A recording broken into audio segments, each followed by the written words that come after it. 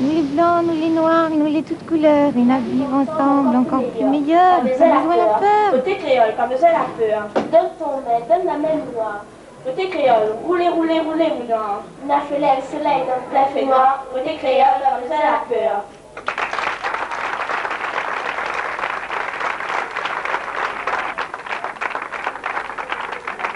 En regardant vos visages, on en a les blancs, on en a les noirs, on en a tous les toutes couleurs, on en a les yeux les ronds, on en a les yeux les titrés comme ça.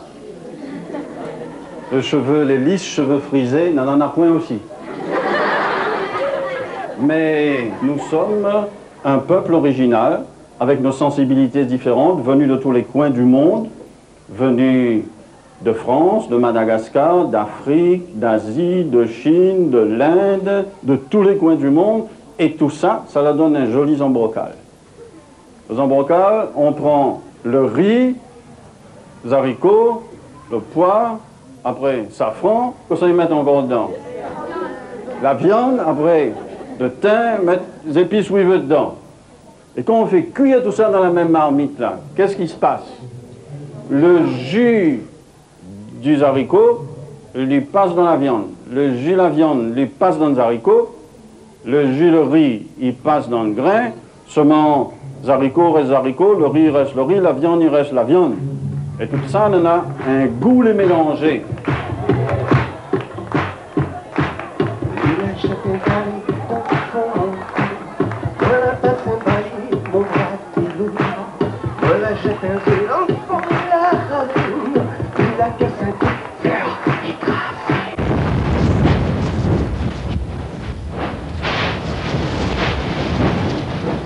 Volcan récent surgit du fond de l'océan Indien, à 800 km des côtes de Madagascar.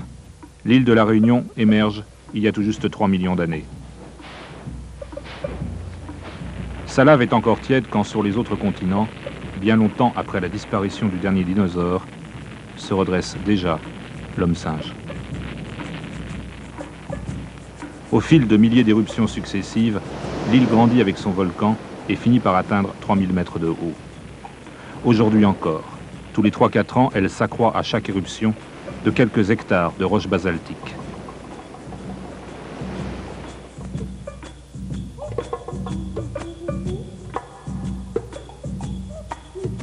Peu accessible en son centre, creusée par 3 cirques clos, l'île pentue et ronde tombe en à pic dans une mer hostile. Malgré sa petite taille, l'île de la Réunion contient toute la diversité humaine et écologique de la planète. Raccourcie de notre Terre, elle va nous aider à mieux la comprendre.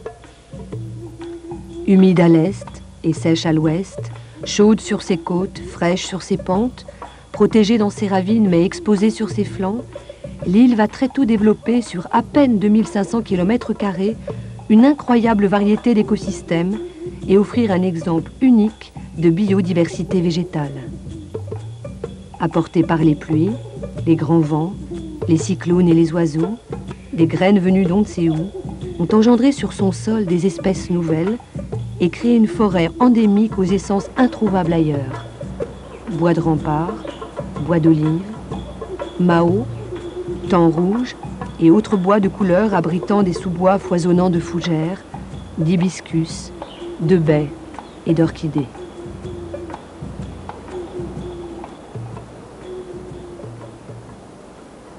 Dès l'installation des premiers hommes, cette forêt a régressé, d'abord pour les besoins évidents du chauffage, la construction des maisons, puis pour l'installation des cultures.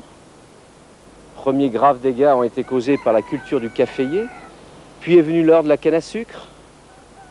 Enfin, plus récemment, à partir du début de ce siècle, l'installation des cultures de type géranium, les plantes à parfum de manière générale.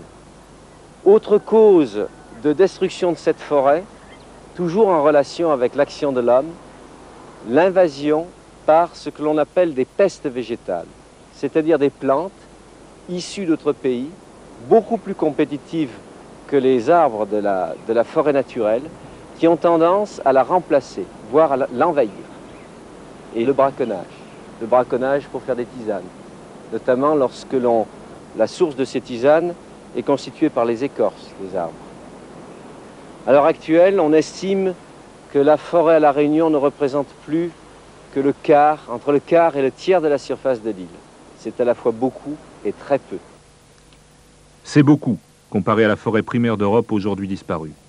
Mais également très peu, si l'on sait que lorsqu'une forêt tropicale est détruite, des centaines d'espèces sont perdues à jamais pour la planète.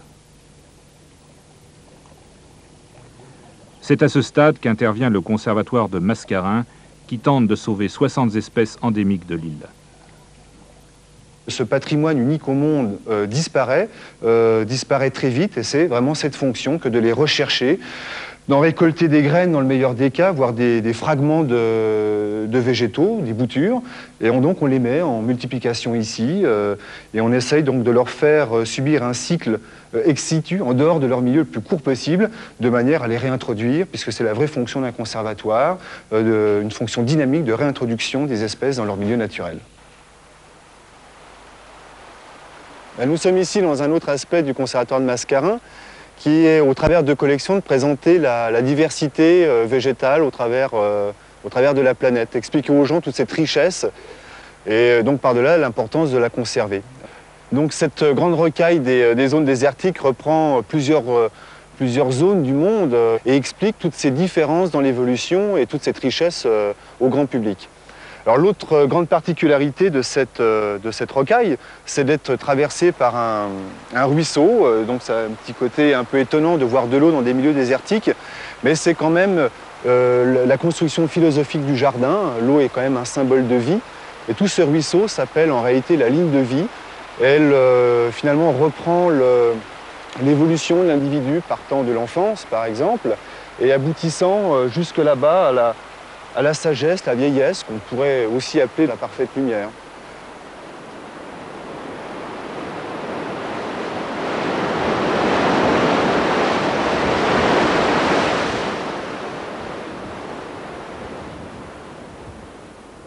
Les garder encore disponibles, et cette connexion permet d'accéder à... Je suis arrivée à La Réunion il y a une semaine et c'est comme si je me retrouvais de nouveau dans la biosphère. Ici, à La Réunion, quand on escalade la montagne, on traverse en très peu de temps une très grande variété de climats et d'écosystèmes dont on peut voir la transformation au fur et à mesure que l'on monte. Et vraiment, ça donne la même sensation que d'être à l'intérieur de Biosphère 2. Alors la biosphère, c'est comme une petite île? Oui, exactement. Et c'était sympa de se baigner? C'était génial. J'allais voir les coraux tous les dimanches avec mon masque et mon tuba. C'était super. Et quand on levait la tête dans la forêt tropicale, on voyait à peine le haut du dôme.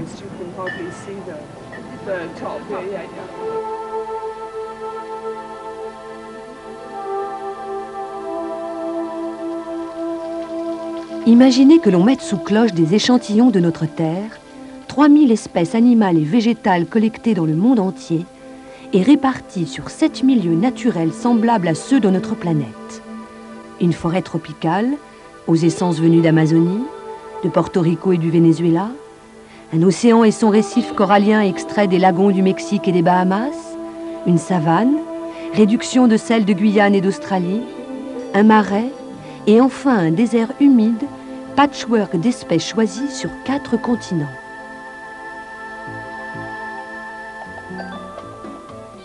Imaginez encore que l'on y ajoute 8 êtres humains qui pendant 2 ans ont relevé ce défi insensé, celui de vivre ensemble et de leur seule ressource sur 1,5 hectare. Ils devront produire toute leur nourriture, recycler leur eau, leur air et tous leurs déchets. Aucune pollution n'est permise dans cette sphère close et si petite. Aucune dégradation de la végétation non plus. Les plantes transforment le gaz carbonique rejeté par l'homme en oxygène indispensable à sa vie.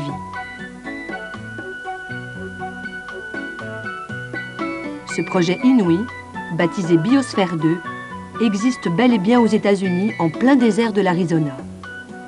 La première équipe sortit saine et sauve de la bulle en septembre 1993. Ce n'est qu'au prix d'une cohabitation intelligente et d'un soin constant prodigué à leur environnement qu'ils purent survivre. Mais n'est-ce pas ce même défi qui se pose à l'humanité d'aujourd'hui? Et n'est-ce pas sous la loupe grossissante de la Réunion, cette île mini-monde et ce laboratoire vivant que l'on peut le mieux comprendre l'urgence des enjeux de notre planète. C'est pour comparer son expérience avec celle d'un autre monde limité, aussi fragile et précieux que celui de la biosphère, que Sally Silverstone est venue à La Réunion rencontrer des experts scientifiques réunis au Conservatoire de Mascarin.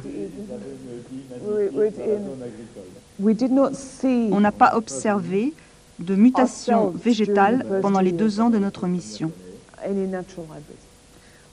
Depuis, il a été fait un inventaire complet de toutes les plantes de la biosphère.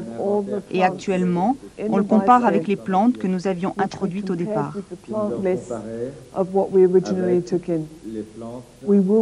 Nous serons bientôt à même de dire quel pourcentage de notre apport initial est resté inchangé au cours de ces 2 années.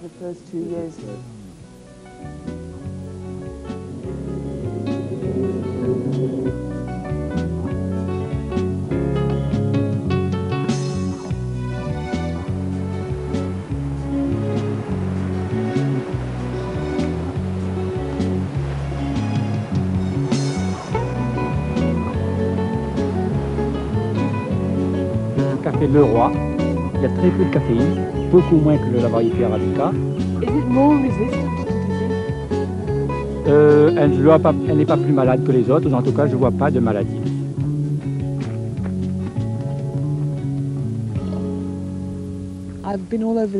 J'ai parcouru toute l'île et c'est comme si j'avais fait le tour d'une petite planète.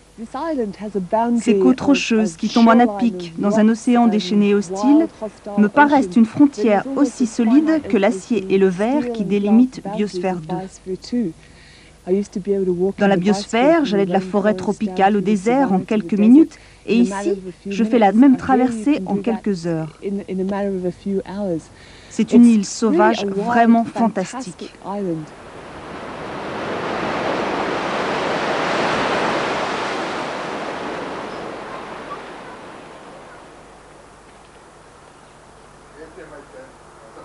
Bonjour.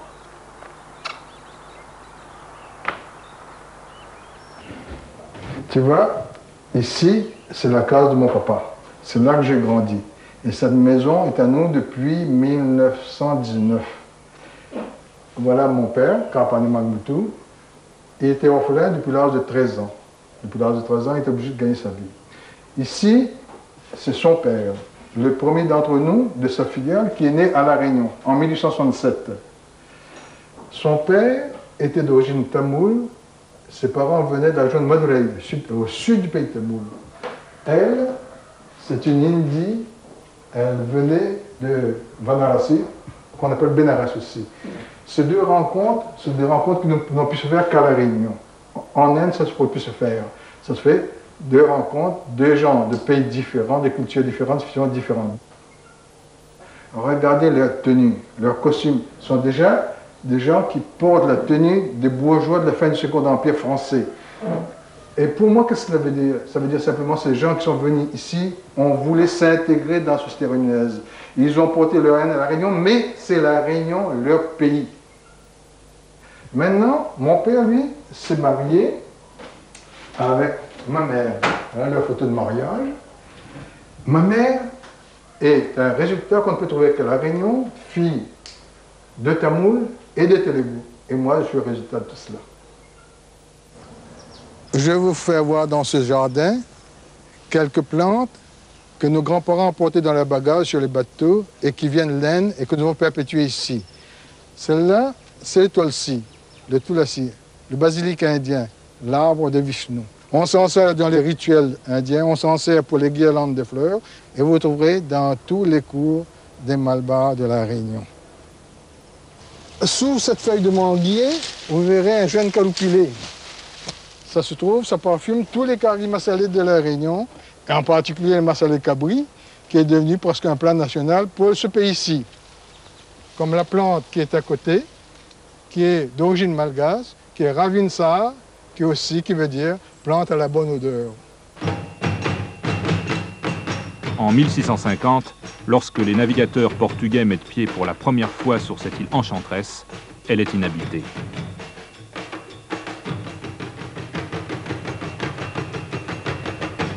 Fertile, L'île devient très vite, avec les premiers colons français, un grenier à céréales et une escale sur la route maritime que contrôle la Compagnie des Indes.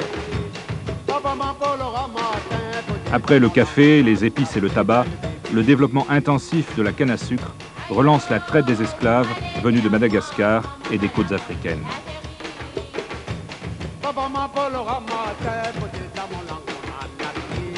À l'abolition de l'esclavage en 1848, ils sont remplacés par des engagés volontaires, agriculteurs hindouistes venus du sud de l'Inde, rejoints plus tard par des commerçants indiens musulmans, puis par des Chinois de Macao et de Canton. Il se produit alors un phénomène extraordinaire. Ces populations venues des 5 continents se mêlent et donnent naissance à un métissage unique au monde, cimenté par une langue commune, le créole.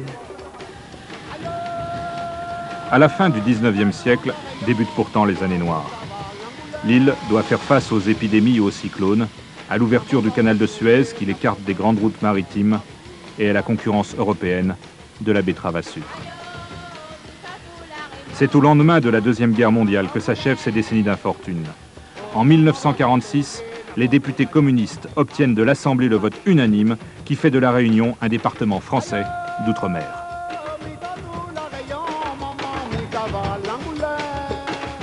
Nous étions une société de type colonial, ayant les modes d'exploitation du XVIIe et du XVIIIe siècle. Et tout d'un coup, nous arrivons dans une société moderne. Une société totalement artificielle, alimentée par des flux financiers venant de France, qui a créé, par le recyclage de ce flux financier, une société qui est la société réunionnaise moderne, ce qu'on appelle le premier monde. À côté de cela, nous connaissons ces problèmes du tiers-monde, qui est son dynamisme démographique. La Réunion est passée de 250 000 habitants en 1945 à 600 000 habitants aujourd'hui. Ce qui fait que lorsque je suis dans mon bureau au port, quand je regarde de ma fenêtre, à 200 mètres, vous avez un véritable bidonville. Et autour du bidonville, vous avez des troupeaux de chèvres, parce que c'est la tirelire du pauvre. Et vous avez des antennes de télévision, et vous avez des voitures d'occasion. Et c'est un choc énorme.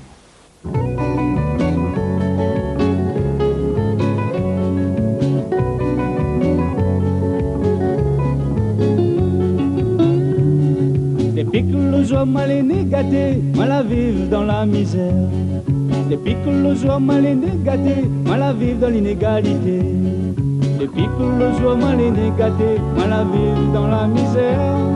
Si n'a longtemps m'a pour travailler, l'argent m'a pour gagner. Oui, oui, Zordi, moi, nana l'espoir, c'est m'y espérer. Futur sera meilleur. Futur, oui, futur sera meilleur. J'ai toujours vécu ici. Étant petite, on n'avait pas la route. Par exemple, pour les vaccins, on était obligé de prendre le sentier, de partir à pied avec un de nos parents. C'était fatigant, mais on se reposait. L'électricité, on l'a pas toujours eu, quoi. On utilisait des lampes à pétrole et des bougies. Et la télévision, il n'y en avait pas, chez personne. Quand même, on était heureux quand même. Malgré qu'il y avait pas grand-chose pour s'amuser. On était petits, on n'avait pas grande mémoire, si je puis dire. C'était bien, on était habitués comme ça.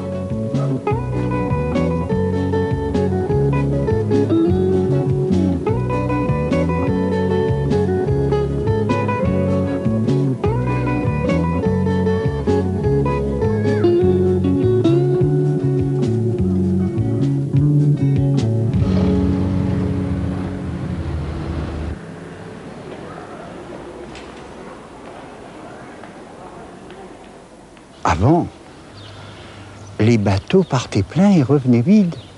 Maintenant, c'est le contraire. ils dégorgent les marchandises, mais à pleine cale, à pleine soute. Et ces produits ont concurrencé la production locale. Pour s'adapter, le Réunionnais a fait vraiment un effort extraordinaire. Quelque chose que les Européens n'ont pas fait en si peu de temps.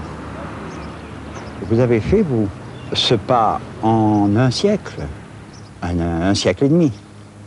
Nous l'avons fait en 30-40 ans. Il y a de quoi être un petit peu déboussolé. Il y a de quoi un peu se poser des questions sur les valeurs qui étaient les nôtres. Nous étions des producteurs. Nos enfants consomment. Et est-ce qu'il ne faut pas leur donner un projet qui soit autre chose que cette consommation? Autre chose que ce que j'appelle rattrapage. Quand on nous dit qu'il faut rattraper certaines données économiques d'Europe, l'égalité, c'est tout de même plus dense que cela.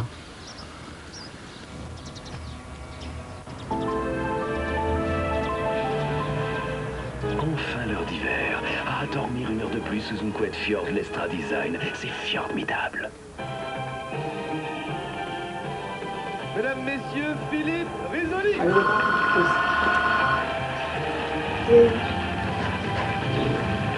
Oui, c'est bon. Merci beaucoup pour cet accueil chaleureux. Bonjour à tous. Bienvenue sur le plateau du Millionnaire. Ravi de vous Bon, aujourd'hui, il ne faut pas se leurrer, se cacher la face. On a 80 000 chômeurs à La Réunion. 60% de la population est jeune.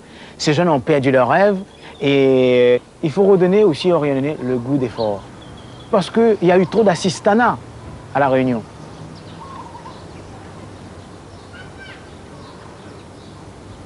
Il y a des économistes qui ont fait des études. Il y a 20 ans, 40 ans de cela, on avait dit qu'en l'an 2000, La Réunion aura tant de pourcentage de population, sera tant de pourcentage. Donc ça veut dire que quand on a une augmentation de population, automatiquement c'est inévitable qu'il y aura surpopulation, problème d'habitat, problème de consommation, problème de la jeunesse, de la délinquance. Donc tout ça, c'est pas été prévu ça. Mais personne n'en a cru. On croyait qu'on pouvait vivre toujours à l'air. Tout le monde avait son petit jardin, comme à l'époque. Il n'y avait pas de problème, on pouvait aller à la pêche tranquillement. Mais il y a eu des immeubles qui sont installés. On a vu résorber les habitants insalubres. Et les gens maintenant sont dans les enclos. On est dans des formes de ghettos. Et dans les ghettos, qu'est-ce qui se passe? Les gens n'ont pas d'évolution culturelle. Et il n'y a même pas d'espace de vie pour que ces gens puissent se rencontrer.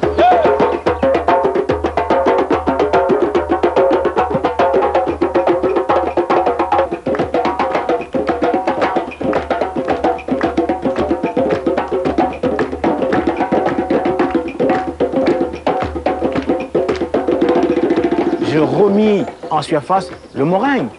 Cette activité existait depuis l'esclavage à La Réunion.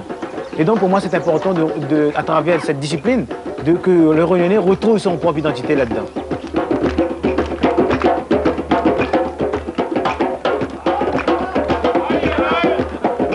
En continuant la tradition de mon père, j'ai l'impression d'être moi-même et d'être utile et que j'ai encore demain à vivre.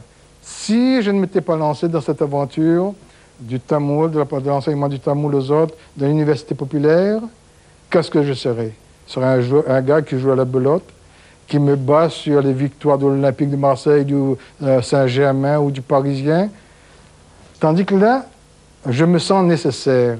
Et donc, j'ai obligation de me cultiver encore et de vivre jusqu'à demain.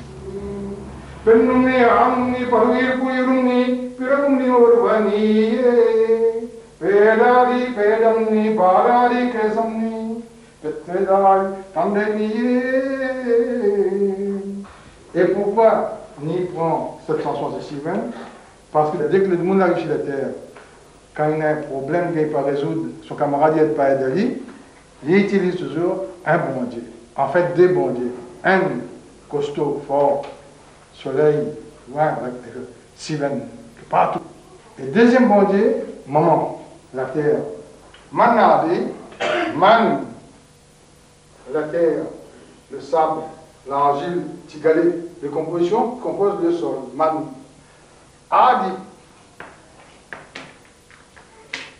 adu qui danse.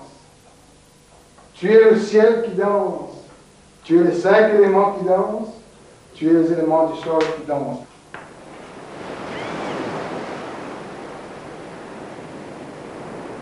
La barrière de corail de la Réunion, elle s'étend sur une vingtaine de kilomètres à peu près. C'est une formation corallienne relativement récente, puisqu'elle date d'environ 8 à 10 000 ans. Et s'il n'y avait pas eu ces récifs coralliens à la Réunion, on peut dire que les villes de Saint-Gilles-les-Bains n'existeraient pas, La Saline-les-Bains n'existerait pas, Saint-Leu n'existerait pas, Saint-Pierre n'existerait pas. C'est-à-dire la plupart des villes et des terrains qui sont particulièrement recherchés à la Réunion n'existeraient pas. Car en effet, par leur croissance, les coraux ont gagné ces terrains sur la mer, mais par leur présence actuelle, ils protègent toutes ces zones de l'attaque érosive de la mer.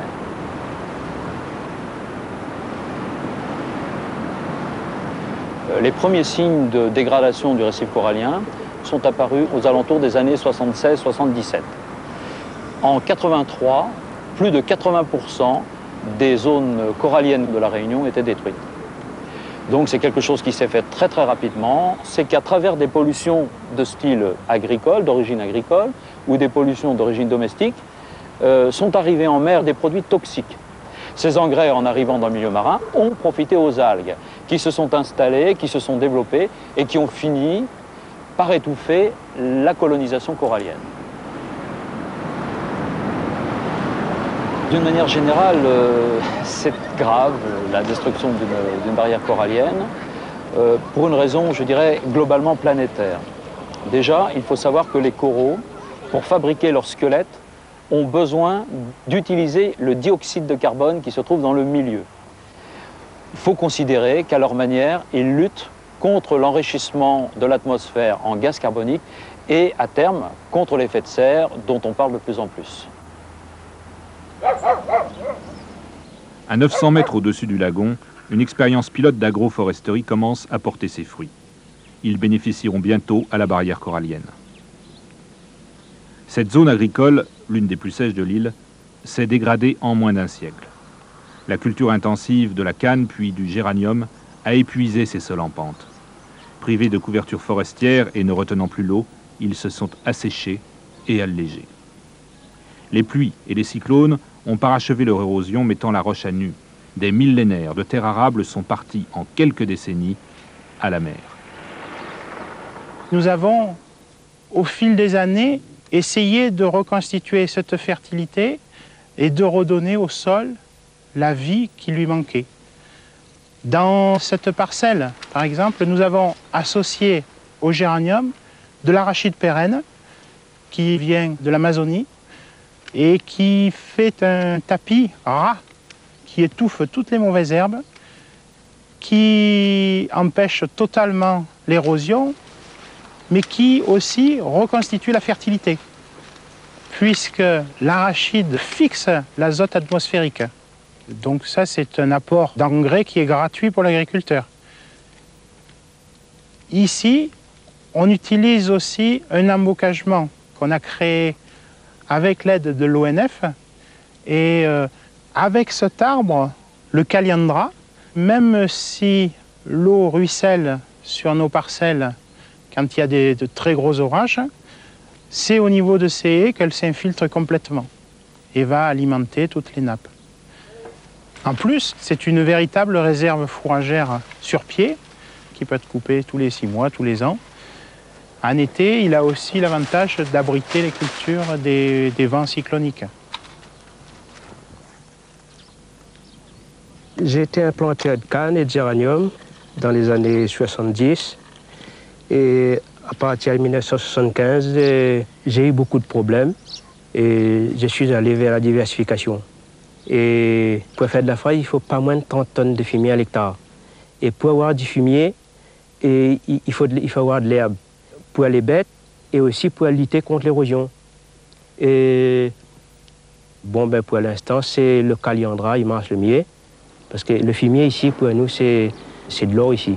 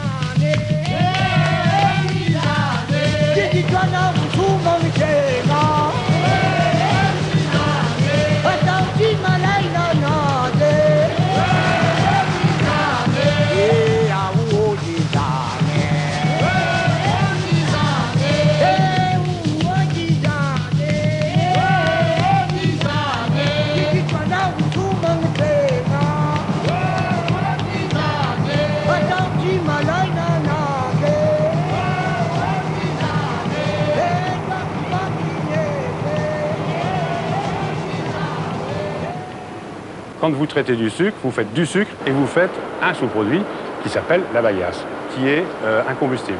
Antérieurement, le sucrier utilisait la bagasse dans la limite de l'énergie dont il avait besoin, c'est-à-dire qu'il brûlait une partie de sa bagasse pour faire son énergie, et puis ce qu'il y avait en trop, ben, ma foi, ça brûlait plus ou moins sur place, ça partait à la mer, c'était un vrai problème de pollution. Donc c'était la première idée, de dire finalement, on a là un gisement de combustible, pourquoi ne pas l'utiliser? Alors, la deuxième idée qui a germé, c'est de dire, OK, on a de la bagasse que pendant 5 ou 6 mois de l'année, trouvons un combustible qui soit en substitution quand il n'y a plus de bagasse. En l'occurrence, on a choisi le charbon, pour des raisons purement économiques d'ailleurs, parce que c'est le combustible le moins cher actuellement, et qu'il le sera probablement encore pour longtemps. Donc il fallait, nouveau défi, il fallait trouver un instrument, en l'occurrence une chaudière, qui soit capable indifféremment de brûler deux combustibles totalement différents. Et en plus, être capable de passer de l'un à l'autre sans aucune perturbation pour le réseau. Puisque, à partir du moment où EDF nous considérait comme un producteur à part entière, nous étions obligés de ne pas perturber le réseau, c'est-à-dire d'être un fournisseur totalement sûr. L'usine de Bois-Rouge, actuellement, représente 30% de la production électrique de La Réunion. L'autre usine sucrière de La Réunion a engagé avec nous le même procédé pour mettre en place une centrale thermique. Et à ce moment-là, la quasi-totalité de la bagasse produite à La Réunion sera utilisée. On pourra estimer qu'il y aura un bon 45% de l'électricité de La Réunion produite par les centrales bagasse charbon.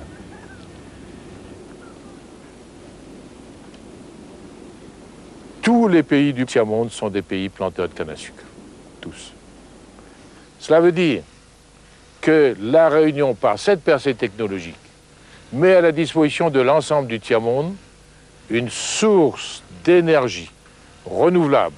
C'est la solution écologique par excellence. Nous ne nous attaquons pas à des combustibles qui seront épuisés un jour, des combustibles fossiles. Nous faisons fabriquer par le soleil ce combustible. Et vous savez combien représente sur la base de la production de canne dans le monde les résidus de bagasse chaque année? Cela représente 75 millions d'équivalents de tonnes de charbon. Ça veut dire que le tiers-monde pourrait résoudre dans une grande partie ses problèmes d'énergie en utilisant la technologie née à La Réunion.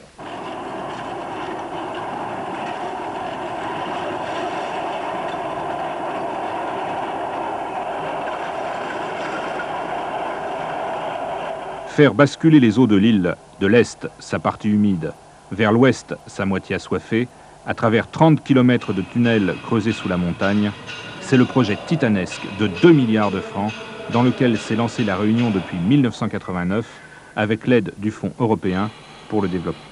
Mais a-t-on bien mesuré les conséquences écologiques et humaines d'une entreprise qui tour à tour assèche, détourne ou remplit les rivières et va dès lors bouleverser à long terme le climat, la végétation et les modes de vie de toute une région? Dans sa volonté de juguler la nature, de la plier à ses besoins, l'homme ne joue-t-il pas au jeu des dieux?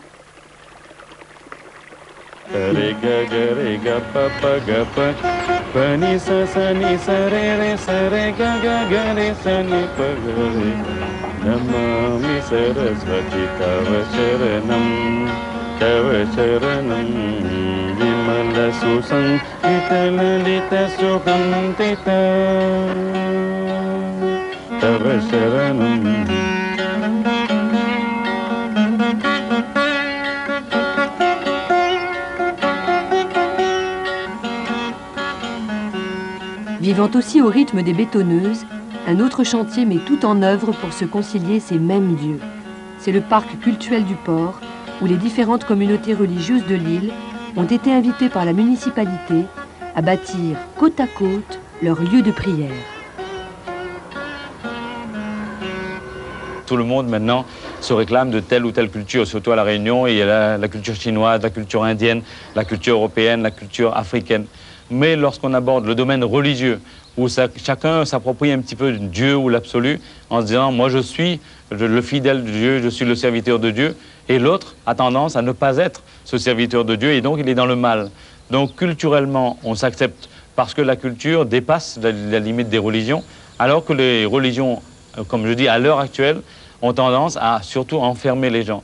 Et nous aimerions, par l'intermédiaire du yoga, par l'intermédiaire de l'enseignement, par l'intermédiaire des différentes informations que nous pourrions donner, amener les gens à mieux comprendre, ne serait-ce l'hindouisme, puisqu'on travaille dans le domaine de la culture indienne et de la religion hindoue, à faire comprendre que l'hindouisme, ce n'est pas la sorcellerie, ce n'est pas le mal, c'est aussi valable que n'importe quelle religion.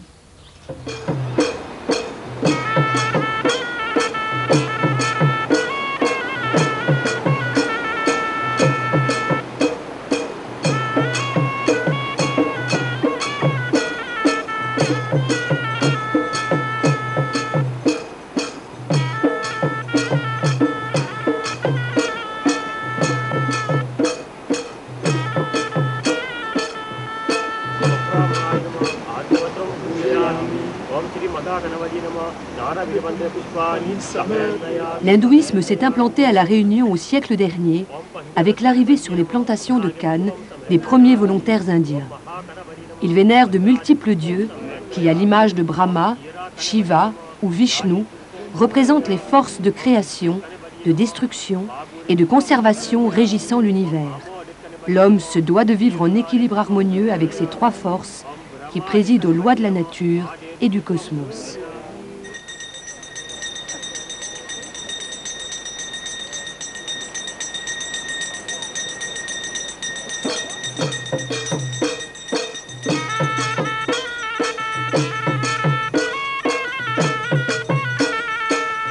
L'arrivée récente de brahmanes de l'île Maurice et du sud de l'Inde, venus prêcher un hindouisme plus orthodoxe, a entraîné un regain de la pratique religieuse, surtout dans les milieux urbains aisés.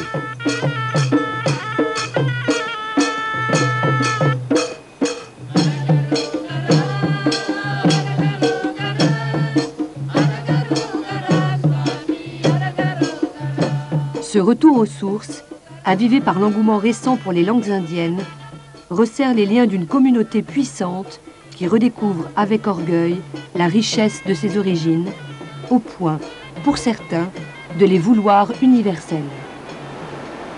N'importe qui vit à La Réunion, qu'il soit d'origine indienne ou d'autres origines, est obligé de vivre avec l'Inde.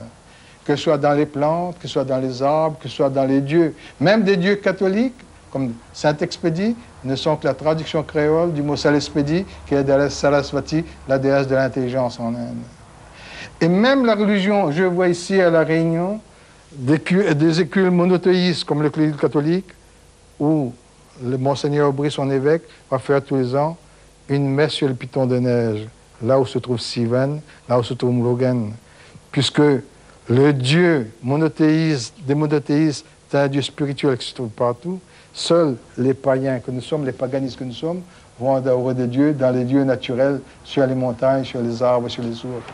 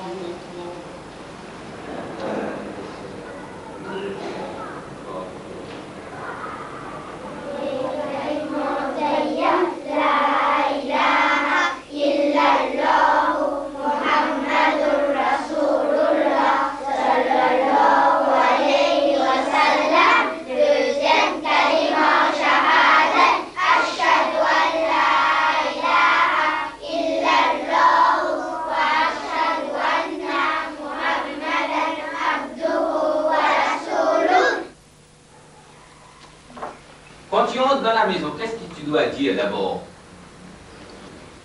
Salam alaikum. Dis fort. Assalamu alaikum. C'est bravo. À quelle main doit-on manger? Droite. Quelle main? Lève-toi. La main droite, c'est bien. يا أيها الناس اعبدوا ربكم الذي خلقكم والذين من قبلكم لعلكم تتقون الذي جعل لكم الأرض فراشا والسماء بناء وأنزل من السماء ماء فأخرج به من السماء رزقا لكم. C'est bien, bravo.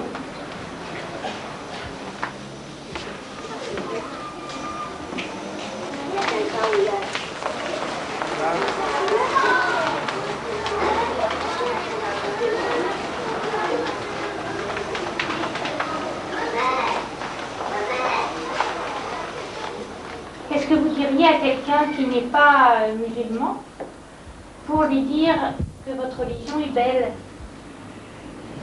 Il y a certaines règles que l'on trouve dans les livres qui sont avec l'islam, quoi.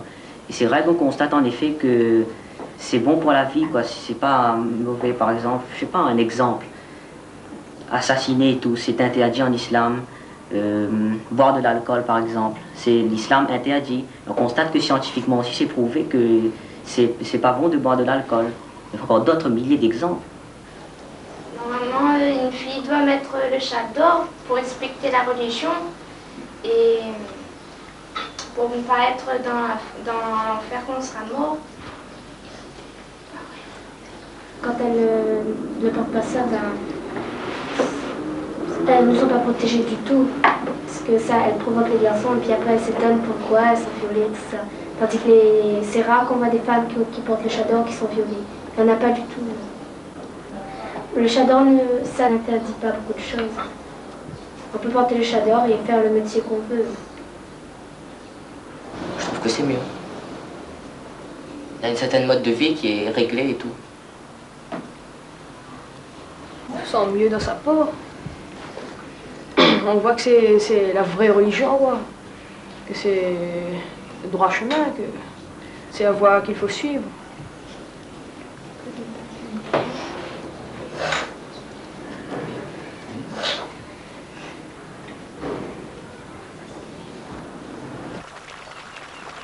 Il y a un risque de dérive intégriste si on n'y prend pas garde. Prenez l'idée d'une communauté élue. Moi, c'est quelque chose que je rejette tout à fait et que je combattrai toujours. Je pense que ce serait trahir le message du Coran que de prôner la violence, la haine ou le cloisonnement entre les gens. Le Coran nous incite à la tolérance, au respect de la dignité humaine, à la concorde entre les gens, quelle que soit leur croyance. Les voies peuvent donc être différentes, mais le but ultime, c'est la proximité de Dieu, et c'est cela qui est important. Isa eut la Torah, David a eu le psautier, Jésus a eu l'évangile, Mohammed a eu le Coran. La ilaha illallah, Muhammadur Rasulullah. La ilaha illallah, Muhammadur Rasulullah. La ilaha illallah, Muhammadur Rasulullah. La ilaha illallah, Muhammadur Rasulullah. Ce n'est pas un écuménisme béat que nous allons chacun vivre à sa fidélité, mais dans la fraternité, dans la tolérance. C'est comme une pyramide, nous montons tous vers le sommet, et au sommet, nous nous donnerons tous la main.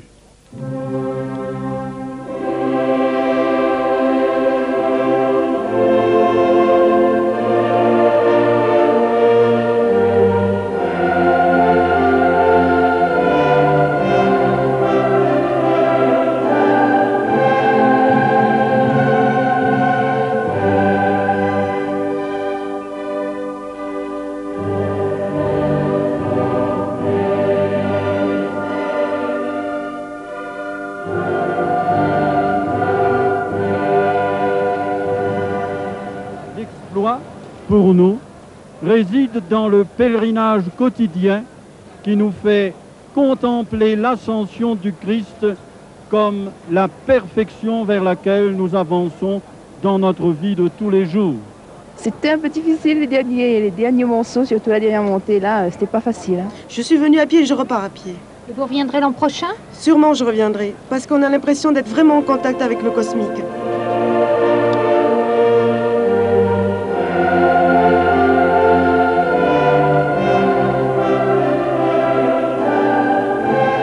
Cette île est une île profondément religieuse, une île profondément mystique. Je ne parlerai pas de métissage des religions, mais je parlerai de dialogue interreligieux, et nous n'en sommes encore qu'au début. Mais la présence de l'islam à La Réunion peut nous rappeler la dimension de Dieu unique. Dieu est un, et Dieu seul est un, et nous le disons aussi. La présence de l'hindouisme dit à cette île que la vie est mystique, dans l'origine et la fin, et toute vie est mystique. Et nous le disons aussi, et les musulmans le disent aussi. Et le christianisme fait son apport original, qui est la dimension de la personne humaine, et Dieu comme Père de l'humanité.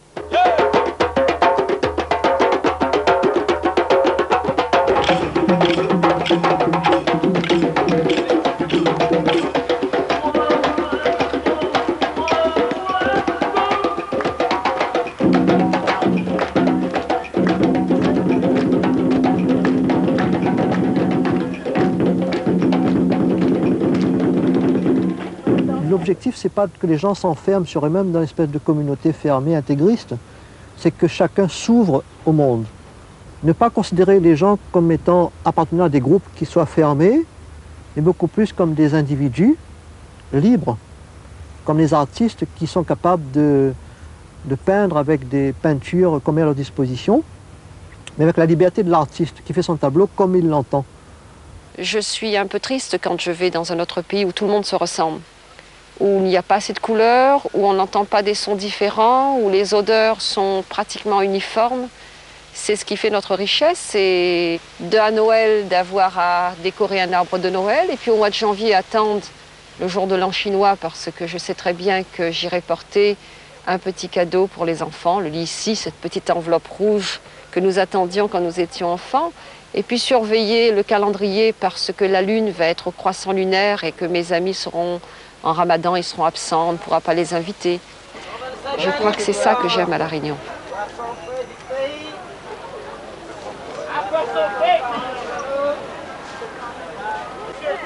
Allez, goûtez les oranges, goûtez les clémentines. Qui n'a pas eu son kilo aura 2 kilos pour 15 francs. Madame, toi. Madame, vous restez bien chez vous. Vous venez? Je dois vous rester là. Voilà. Madame, vous restez là. Allez nous servir. Madame, demande nous servir. Allez nous servir.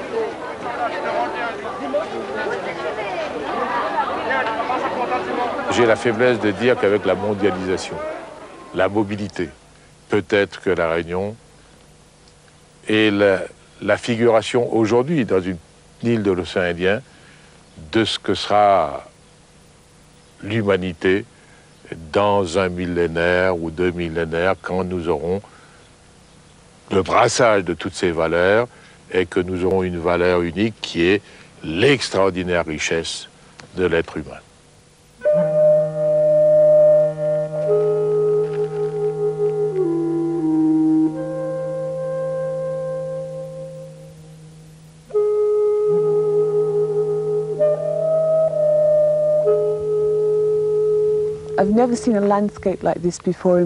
Je n'ai jamais vu pareil paysage de ma vie. C'est comme si, sortant tout juste de la biosphère, je faisais un bond dans le temps. Je me retrouve soudain exploratrice d'une nouvelle planète, intouchée et sans aucune trace de vie. On dirait une plage vierge, prête à accueillir de nouvelles formes de vie.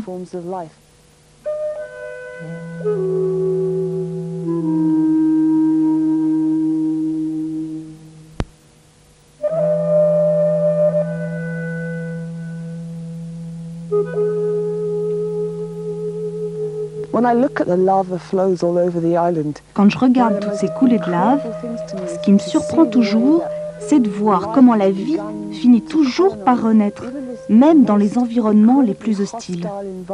Et c'est vraiment la preuve de l'incroyable ténacité de la vie.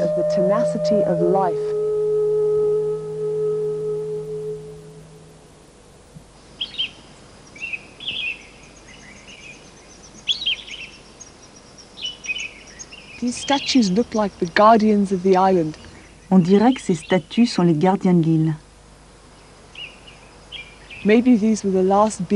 Peut-être étaient-ils les derniers survivants de la planète à s'être dressés face au fleuve de lave qui allait engloutir l'humanité et la renvoyer à la mer. Tipa, Tipa. Et midi, derrière la mer n'a plus rien. Doucement, doucement. Et midi, n'a plus rien l'autre côté de la mer. Tipa, Tipa. Chemin galé, mégalisé. Doucement, doucement. La vivre ensemble malgré le sang. Fleur Margoz qui dit, se manquer au gaille bondier. Tipa, Tipa.